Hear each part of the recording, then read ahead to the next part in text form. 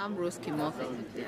I think hate media is born out of ignorance when communities are isolated from each other. It's also born about through inequalities, economic inequalities, and bad politics. In Kenya, what we have seen is bad politics has perpetuated this separation of communities. And the media has been used to perpetuate hate media. And I believe we can address hate media on several levels. The first is to integrate the communities, so they are not to get rid of this stereotype idea of each one community has of another. And media is the best place organization to do this. Getting people from various communities coming into media houses, talking about their communities, doing it at the school level where children from one area go to school in another level and have this legislated, like it was in Kenya in the early years.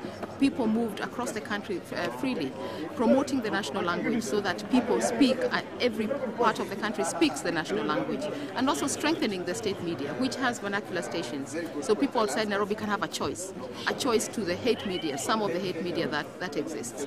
Some of the vernacular stations are doing a very good job building hope, getting communities together, and have actually been at the forefront since the problems in Kenya in bringing together peace.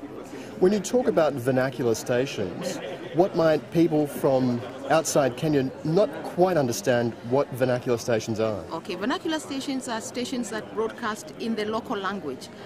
In Kenya, there are about 42 different languages. Kiswahili is taught in schools to unify, is known as a national language. Tanzania has also as many tribes. Kenya has people from ethnic communities, and some of these communities are very varied, from the Nilotic to the Bantu, and they do not understand each other, and they have lived as separate communities. At colonialism, the colonial powers drew borders of countries and combined all these different peoples into one country. So what we are is different communities trying to be one, trying to be nationalists. And it's been difficult. It worked for the first 15 years of Kenya's independence. Kenya became a very nationalistic country under Kenyatta.